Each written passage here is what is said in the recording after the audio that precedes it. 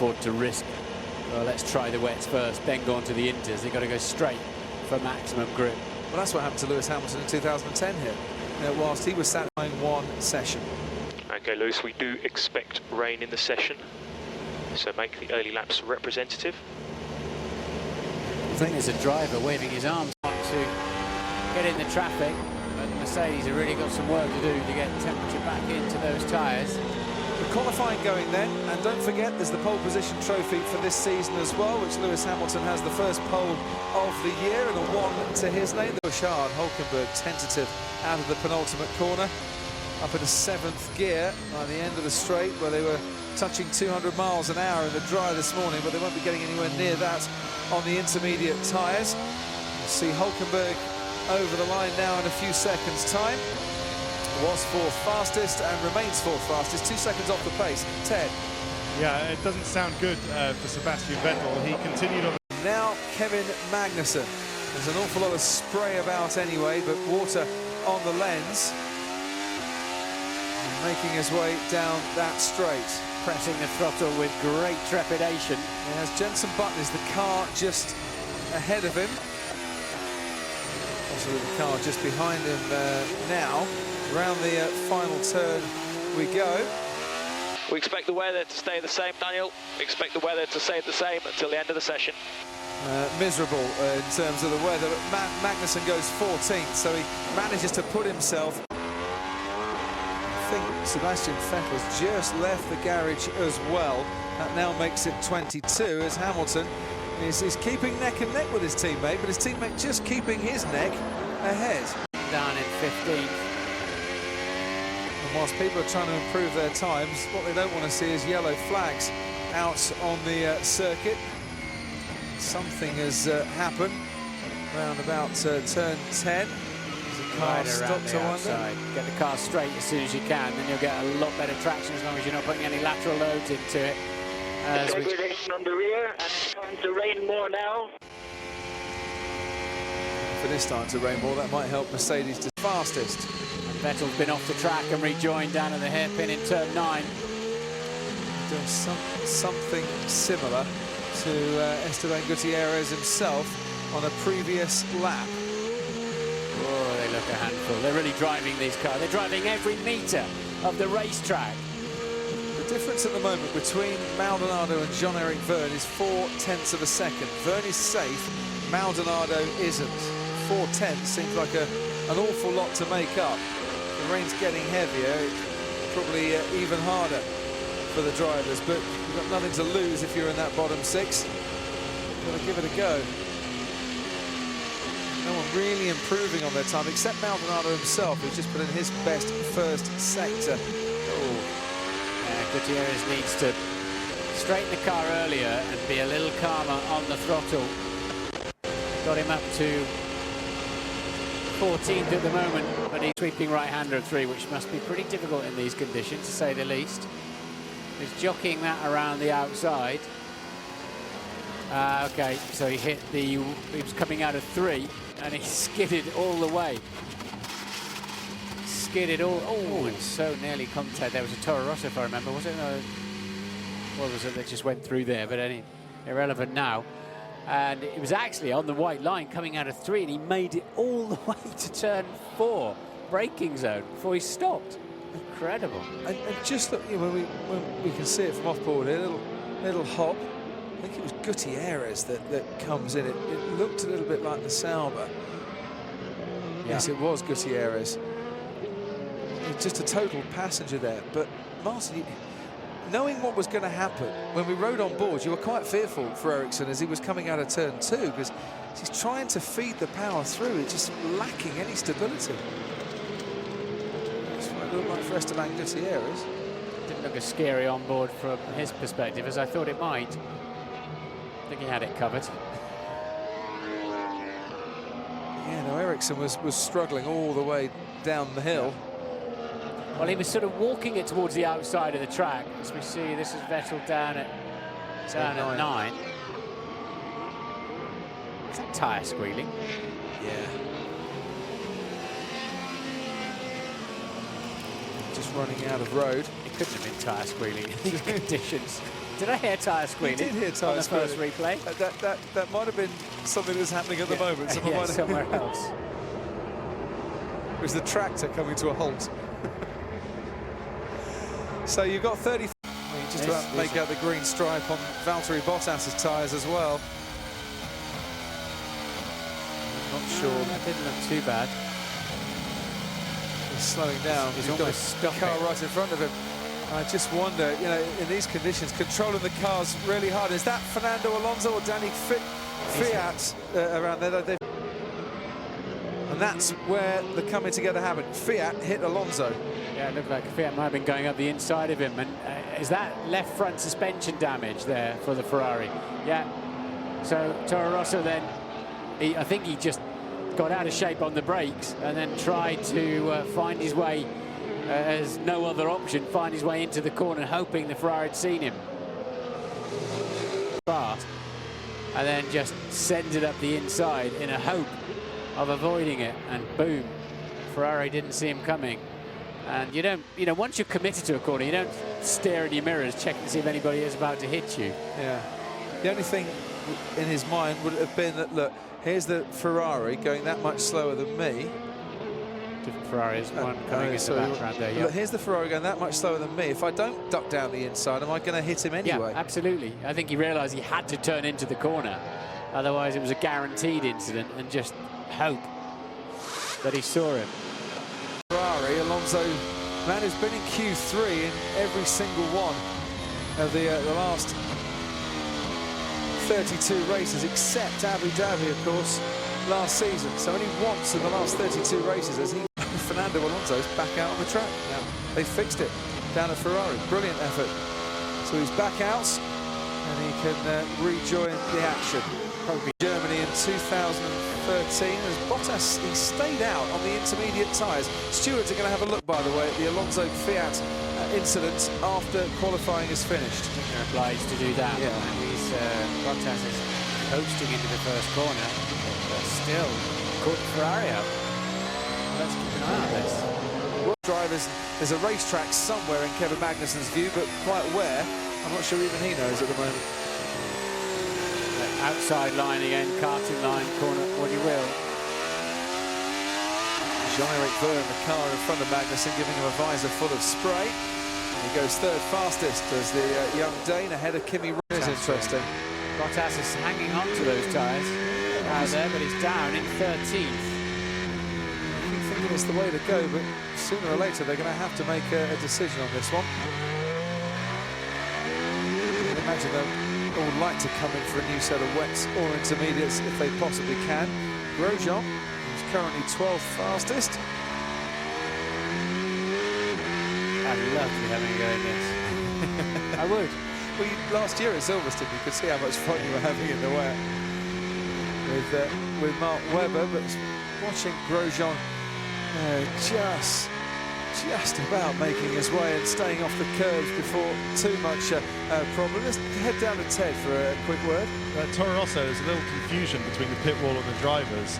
They told Fiat not to overtake Jean-Eric Vergne because they're worried about Jev not being able to improve his time. But Fiat got back on the radio saying, "But I'm on my quick lap now."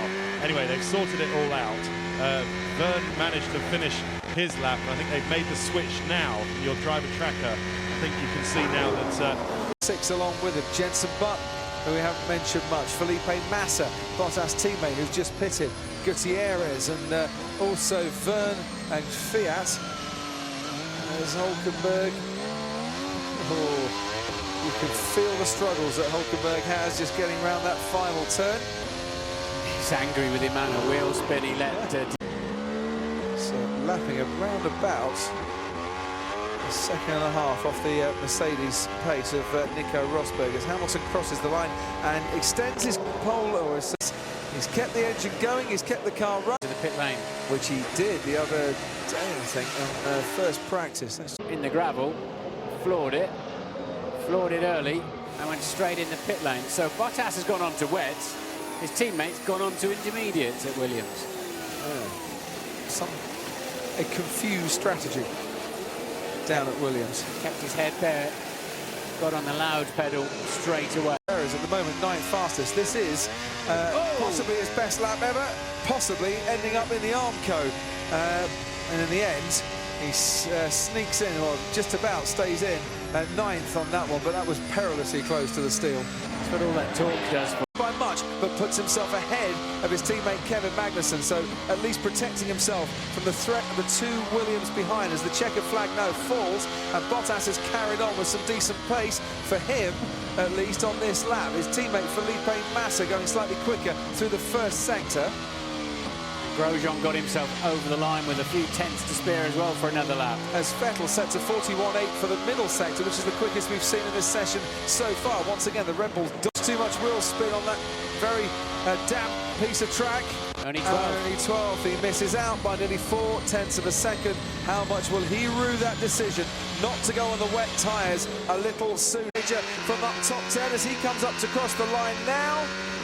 And he does go 10th, and Fiat was in and then out in a matter of seconds, but both Toro Rosso. And Grosjean was the last man to cross the line, but how's he doing on his sector times? He's done a personal best middle sector. Just gone off in the middle section of the AstroTurf and spun around. There's the answer to that question. So it ends disappointing.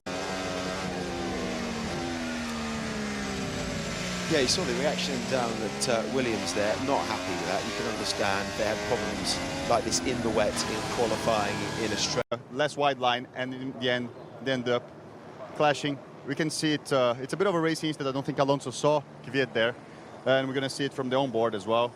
You can see that Kvyat obviously probably outbrake himself a little bit, but he didn't seem to be missing the braking area there. We can see, if you look at his inside tire, we're going to see that he's not going to be, he's going to... So away we go then. There goes the green lights. The rain has eased up. Little spots of rain falling here in Sepang, and that, Martin Brundle, has led to, once again, different choices of tyres. Absolutely. We've got the intermediates on here with Magnussen. We saw the Ferrari head off on the full wets. I think they've improved the wets so much this year that it's really, the teams are totally unclear where the crossover point is, as Ted was saying at the beginning of the show. What surprised me in the last session was that once... For Inters? Yeah, it's too wet. Yes. Okay, understood. Box this lap for wet tyres. Both McLarens then out on the intermediates. By the looks of it, Jensen and Kevin. Lap as we now ride on board with Lewis Hamilton. It should get into 7th gear by the time he hits the brakes on. No, doesn't get into 7th gear. Too slow off turn 14, aren't they, in these conditions? Yeah. Such long gears. They've only got 8 gears for the whole season. Rosberg can't match his teammate, and so driven right between them is Sebastian Vettel and Fernando Alonso in T7, ignoring T8 and trashing the lap. Yeah, but grateful, I think, that there's tarmac down there now and not position, Martin, to start the last lap just before the checkered flag. Hulkenberg goes 7th fastest while all that is happening with a 2:01.7, just ahead of Magnussen, Fern and Button. I think there were full wets that went on to Lewis's car. Yeah. Full wets then. The overheating in the first sector though. Could have made a mistake, of course. Yeah. Oh, that's going to be slippery out there. Like a fish coated with grease. You really have got to tread very carefully and just hold on as best you can. As slippy as they come. And towards turn 9. Can't improve on second place. Blew it. Waited too long. He got the track position, then decided to wait more and blew it. Or did he just get caught out by Rosberg steaming up and thinking, no, I've now got to hold back? Yeah, but yeah. The smoothest of rides out there. Raikkonen to cross the line to improve on 6th place for the Finn. Can't do it. That's his qualifying finish, 6th at best for him. And out-qualified by Fernando Alonso for the second race running. Poor middle sector again. Personal best for Rosberg, but still a poor middle sector. Ricciardo's go. It is Mercedes and Red Bull on the front row. Rosberg fully 6/10 down. Alonso 4th fastest for him. After that, Ricciardo 5th. And Raikkonen, Hulkenberg, Magnussen and Vern Button on the intermediate tyres. Didn't work out for him, starts 10th. He took a little bit too much speed in. The guy just wouldn't slow down. And that blew his last attempt, but his first one was good enough. But yeah, back in 2007, since Lewis turned up on the Formula One scene, he's had blistering speed, hasn't he? Yeah, Sebastian Vettel, it should be applauded as well for the way he got that Red Bull very close to it. Let's look at this. The Ferrari just coming up behind and luckily not going too wide itself. And this man, Sebastian Vettel, 100 races since his maiden pole and maiden win in similar conditions on that Saturday in Monza. See the red lights go, I'd imagine. There we are. Yeah. That's how far short he was. Wasn't much, but on these margins are happy days and sad days made.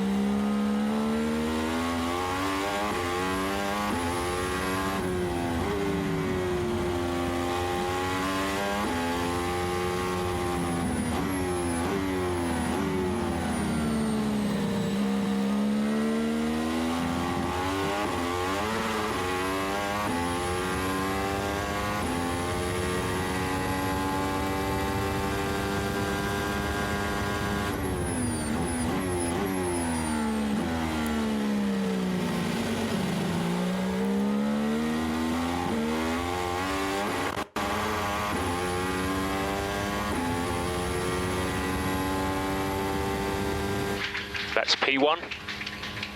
It's impossible to see out there.